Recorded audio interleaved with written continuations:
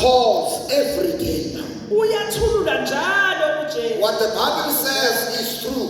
Elikushoyo His mercies are new every morning. inceba zakhe Great is his faithfulness. lithi ukuthembeka kwakhe kukhulu. But guess what? Kodwa akemqandeli. He's pouring into a dirty dish Kodwa manje uthanda isitshele esingcolileyo that cannot appreciate the blessing. esingakwazi ukujabulela lezibusiso. This December, NgoDisemba we lo are washing our nets. sigeza amanetha ethu. Some, when they pray, Abanye mabekhuleka God fix them. uNkulunkulu God, make my husband to be like. athi Nkosi lungisa. Make my children to be like. Make my wife to be like. This December, the prayer is different. God, make me what you want me to be. Clean me to become a vessel that can receive from you. What I believe with all my life, what the Bible says, His mercies are new every morning. But we don't see them because the net is dirty. The container is contaminated.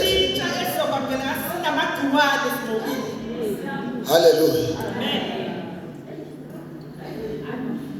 I don't know if we will finish the sermon. We are point number 2. A little bit. Pastor says just a little bit. Angithi unyawo. Imango mona. Tell your friends, those ones who are only happy when Adventists are done church. We have got friends who wait for Adventists before they go Ekumnandini. They are frustrated that your church takes the whole day. Today says, hey, there's a black pastor visiting. It's from there. Hey, that one is not finished. And according to the program, he's talking again in the afternoon. No, my friend, go without me until today I am not available.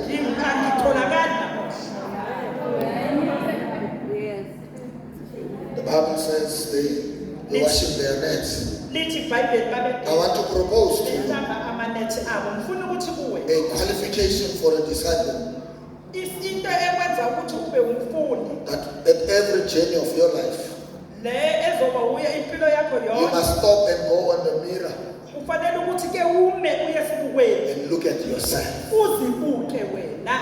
Not in a favorable way. Don't even lie to yourself. Tell the person on the mirror the truth. You are not as innocent as you claim. You too have problems, you know them.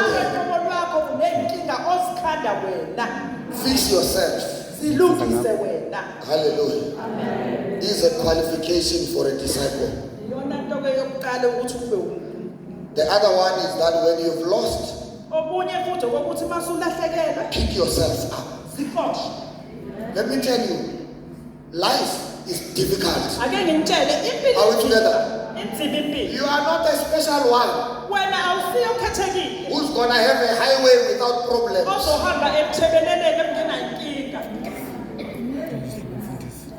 You are not a special one. Okay, thank you for the offers. Hallelujah. You are not a special one that your marriage will not have problems. Who are you not to have problems? Who are you? 20 years married. Oh, jeez. In every marriage there are rocks. Ask me, I'm a counselor. I tell all people who want to divorce. Don't waste your time. Even when you divorce this one, in 3 years, 5 years, that's the timeline. You will miss them. You will trust them more than the one you are with. And then you will cheat on the one you are with your ex and say it in your heart. You are my husband, wena. So I always tell them, marriage problems, okay? Take a break in your marriage. Take a break. Don't be serious. Don't be dramatic here. Hey, you throw the ring away. When we see you, one day you have a ring, the day you don't have it, yes, Yashuba Namsa, yes. Come on, don't be a child, don't be dramatic. Marriage is not for kids.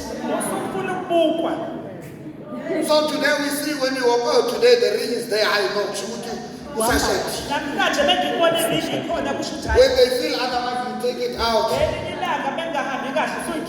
You are telling the devil, I'm available. Hey. Please, you need to mature. Problems. Who are you not to have problems? All of us have marriage problems. Even me, the past, I have marriage problems.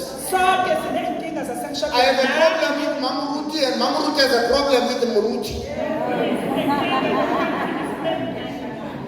It's either you love our gossip better than yours. So you write, when is the pastor? Hey, the news fly, man.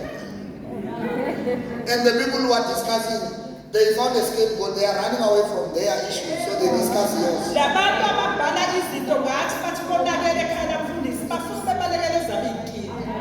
Hey. Every marriage has problem. I'm telling you now.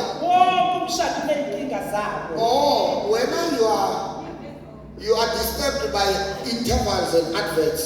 When you see a photo in Durban on the water. My wife was 17 years. And then when you see it, it is shared. They look so beautiful. I wish my marriage was like that. You don't know that for the last 10 years, these ones were fighting day and night. But they remembered one thing. We are not here to go, we are here to stay. So they look at you. I don't have time. We'll do this another time. I'll resist the temptation. They look at you and they say, really? The mountains of Memel are very dangerous. So you are saying the taxi rolled with people. And only this one of mine survived. With so much insurance money, I mean, you could have just gone with them. And then I continue my life. This one, everyone at work ate poisonous food. This one only had a stomach back. Others died, this one survived. That was before you saw the photo. I'm giving you true feelings before the photo. Are you listening? So please don't be dramatic. When you go through problems, it is part of life. So I'm not going to lie to you. Life is tough. You must be tough also. We can't change life. We can change you. Oh, you didn't hear that? We can't change life, we can change you. Toughen up, girl. Tighten up your belts. Don't look like your problems. Shine as if all is well.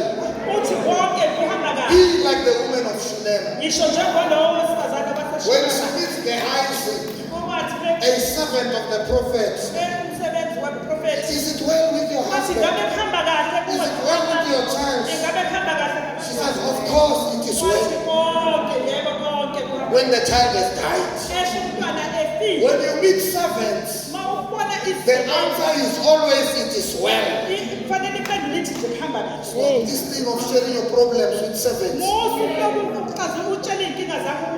have no agenda before you spoke. Now that you said something, they have something to drink to you.